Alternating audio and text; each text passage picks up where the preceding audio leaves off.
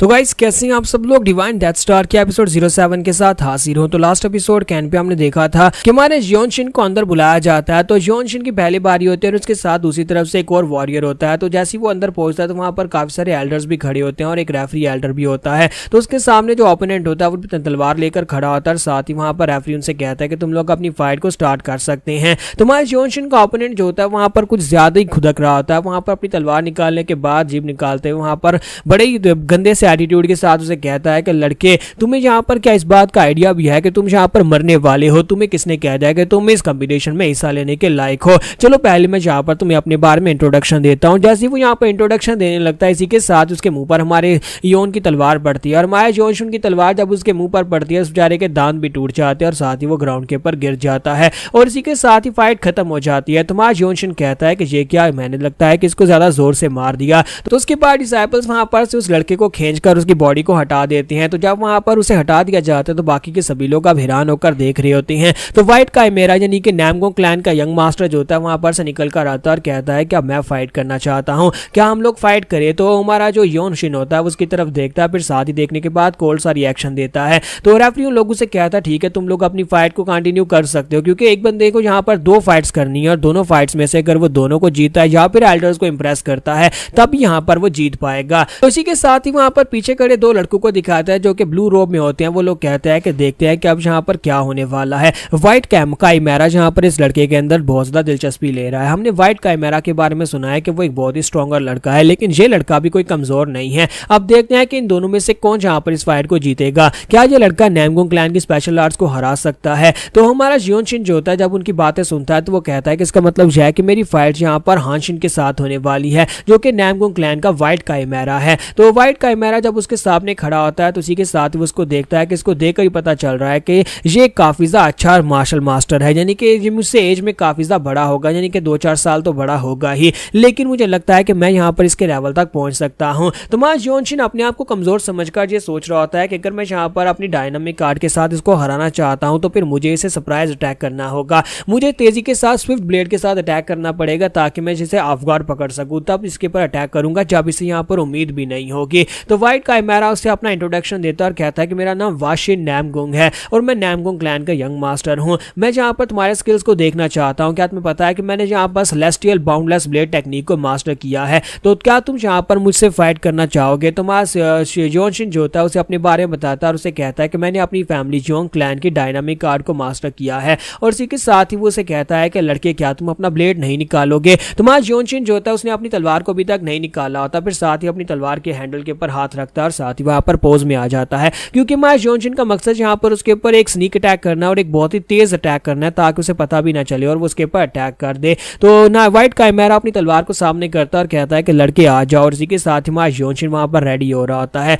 और वो रेडी होते होते वहां पर सोच रहा होता है कि उस लड़के की बॉडी के अंदर से बहुत ही पावरफुल ऑरा निकल रहा है। क्या मैं यहाँ पर ये कर पाऊंगा। मुझे बस यहाँ पर एक सिंगल स्ट्राइक डिलीवर करनी है, एक ऐसी स्ट्राइक है जिसके साथ मैं उसे ऑफ गार्ड पकड़ सकूं, लेकिन इस तरह के प्रोडोजी के सामने यानी कि एक बहुत ही कमाल के मास्टर के सामने मेरी टेक्निक बतानी काम करेगी भी या नहीं करेगी। तो बाकी के सभी लोग भी वहां पर चिंतित होकर देख रहे होते हैं कि क्या बनेगा। क्या योनशिन यहाँ पर उसके ऊपर कोई ऐसी टेक्निक के साथ अटैक कर पाएगा जिससे कि वो इस फाइट को जीत सके। इसी के साथ ही रेफरी एल्डर उनसे कहता है ठीक है फाइट स्टार्ट कर सकते हो। जैसी फाइट स्टार्ट करने का कहा जाता है वहां पर एक वूश की आवाज आती है, फिर साथ ही तलवार टकराती है और तलवार टूट जाती है। तो यहाँ पर दिखाते हैं कि हमारे योनशिन की तलवार टूट जाती है। व्हाइट काइमेरा अपनी तलवार को सामने करते हुए उसके अटैक को ब्लॉक कर लेता है। हमारे योनशिन की तलवार के टूटने के साथ ही हमारा योनशिन वहीं पर रुक जाता है और बाकी के सभी लोग हैरान परेशान वहां पर देख रहे होते हैं। क्योंकि कोई भी वहां पर उस अटैक को होते हुए देख नहीं पाया था। सभी लोगों को समझ ही नहीं आया कि इतनी तेजी के साथ हमारे योनशिन ने अटैक कर दिया कि उन सभी लोग वहां पर देखने के लिए खड़े थे कि कौन सा अटैक करेगा और दूसरी तरफ से व्हाइट काइमेरा भी हैरान परेशान खड़ा होता है। कुछ लोग वहां पर फैसला करते हैं कि लगता है कि नैमगोंग क्लैन का यंग मास्टर यहाँ पर जीत गया है क्योंकि दूसरे लड़के का ब्लेड टूट गया, जबकि दूसरा उसे कहता है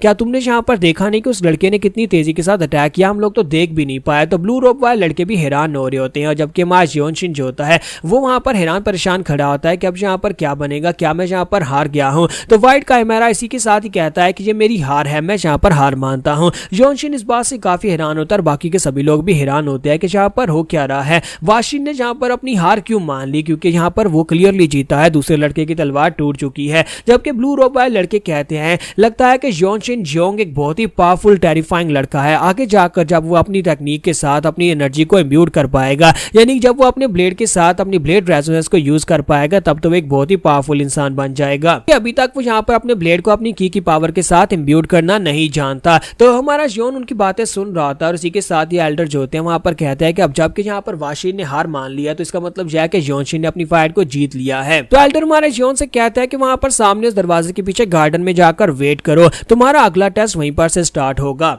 तुम्हारा जियोनशिन जो होता है वहां पर जाने से पहले वाशिन से कहता है कि क्या हम लोग दोबारा फिर किसी दिन फाइट कर सकते हैं। तो व्हाइट कैमरा वाशिन से कहता है हाँ क्यों नहीं, हम लोग फिर से यहाँ पर फाइट करेंगे, मैं भी तो यहाँ पर तुमसे यही कहने वाला था। ठीक है, वहां पर तुम जाओ, जाकर मेरा वेट करो। और इसी के साथ ही हमारा जियोनशिन जो होता है वो गार्डन में आ जाता है। जब वो गार्डन में पहुंचता है तो वहां पर पहले से काफी सारे कैंडिडेट्स टेस्ट पास करके आकर खड़े होते हैं और वो लोग कहते हैं देखो तो यहाँ पर इस यंग बॉय ने भी इस टेस्ट को पास कर लिया। तो लगा था कि इस बार यहाँ पर नैमगुंग क्लैन का व्हाइट कैमरा निकल कर आएगा। तो इसी के साथ ही दिखाता है कि जियोनशिन जो होता है वहां पर बाहर आने के बाद सोच रहा होता है कि जब मैंने वहां पर अटैक किया था तो अटैक मैंने स्विफ्ट ब्लेड के साथ किया था और वहां पर मेरी तलवार टूट गई। तो तलवार टूटने के साथ ही वहां पर उसे याद आता है कि कुछ लोग वहां पर बातें कर रहे होते हैं कि वो लोग यहाँ पर ये कह रहे थे कि इस लड़के ने अभी तक यहाँ पर अपनी की को अपने ब्लेड के अंदर इम्ब्यूट करना नहीं सीखा। तो हमारा जियोनशिन कहता है क्या वाकई में यहाँ पर अभी तक इस बारे में नहीं सीखा, क्योंकि मेरी फैमिली में किसी को यहाँ पर ब्लेड के अंदर अपनी टेक्निक अपनी एनर्जी को इम्ब्यूट करना आता ही नहीं था। जियोनशिन सोच रहा था कि हमारे पूरे काउंटी के अंदर यानी कि जिस गांव में वो रहता था उस आसपास के जितने भी गांव है वहां पर किसी को भी ये टेक्निक नहीं आती। अगर किसी को इस मार्शल आर्ट्स के बारे में पता होता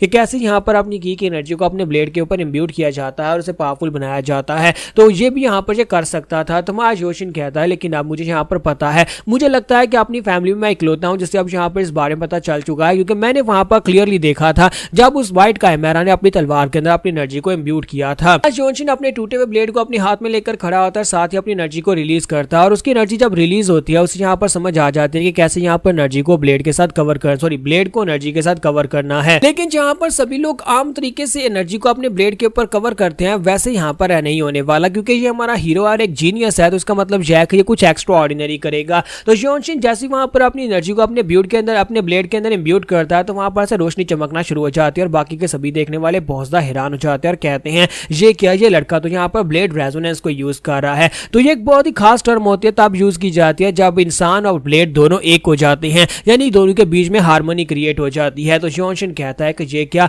मैंने यहाँ पर ब्लेड हार्मनी को अचीव कर लिया है। ब्लेड हार्मनी तब अचीव होती है जब आप लोग यहाँ पर ब्लेड के साथ एक हो जाते हैं और आप ब्लेड को ठीक तरह से समझ सकते हैं, तब आप यहाँ पर ब्लेड को यूज करने की भी जरूरत नहीं पड़ती, अपने हाथ को भी आप ब्लेड की तरह यूज कर सकते हैं। तो हमारा जियोनशिन काफी ज्यादा खुश हो रहा था कि उसने यहाँ पर ब्रेक थ्रू कर लिया और उसे यहाँ पर कुछ नया पता चला है। ठीक है, साथ ही हमारा जियोनशिन वहां पर अपनी आंखें बंद करके एनलाइटमेंट स्टेज में था। जब वो आंखें खोलता है तो व्हाइट कैमरा वहां पर उसके पास खड़ा होता है तो उसे कहता है कि ये क्या तुम यहाँ पर मुझे प्रोटेक्शन दे रहे थे, क्योंकि जब इंसान ब्रेक थ्रू करने के दरमियान होता है अगर कोई उसे डिस्टर्ब कर दे तो उसकी की डिसऑर्डर हो जाती है और वो क्रिपल हो सकता है। तो हमारा व्हाइट कैमरा वहां पर उसकी मदद कर रहा था बाकी सभी लोगों को उससे दूर रखकर। जियोनशिन उसे कहता है कि तुम्हारा बहुत बहुत शुक्रिया इस नाजुक वक्त में मेरी मदद करने के लिए। तो यहाँ पर हम लोग अपनी एपिसोड 07 का एंड करेंगे और नेक्स्ट एपिसोड में देखेंगे क्या हमारे जियोनशिन का अब यहाँ पर एक और नया दोस्त मिल गया है।